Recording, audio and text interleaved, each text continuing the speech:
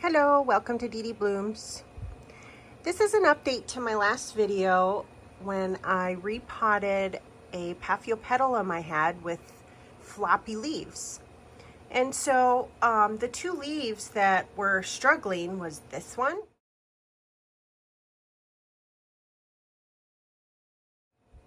So if you look at the past video, you'll see that it was like just flopped over. And now since I put it into a self-watering setup, it has regained its turgidity, along with this leaf right here was totally flopped over. And it is also very turgid now. I'm so happy with the results. This method really helps me with Paphiopedilums that cannot seem to maintain their turgidity due to my watering schedule. Sometimes I just can't keep up with their watering needs. And this is a young Spicerianum, and I want to give it the best support while it grows, and hopefully I get it eventually to bloom. It's just such a beautiful seedling, and I'm just so happy, and again wanted to share the results so far. We're only 5 days from when I moved it from its bark only mix, and I repotted it up into a self-watering setup.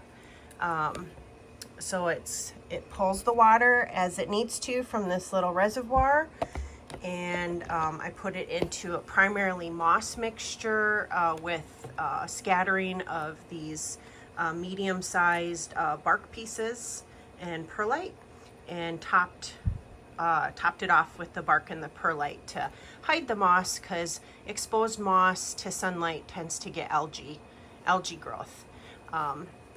So again, this turgidity problem is solved. I'm going to keep a close eye on it.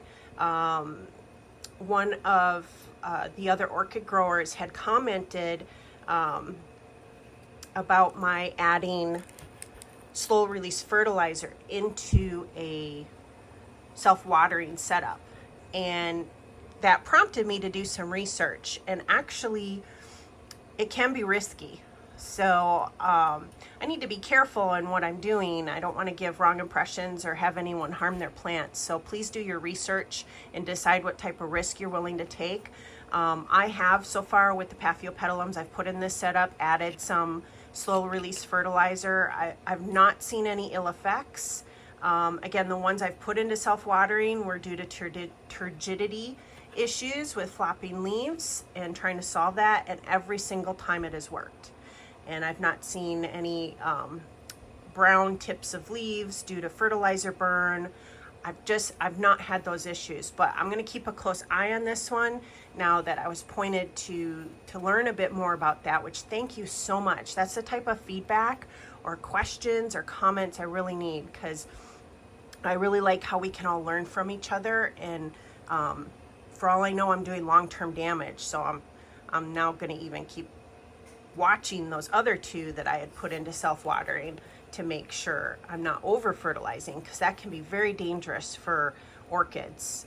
It's actually one of the main reasons they fail and don't thrive.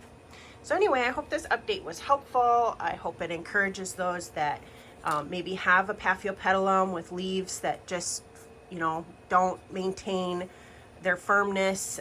It's a watering issue. I really believe that. So try out self-watering. It's great.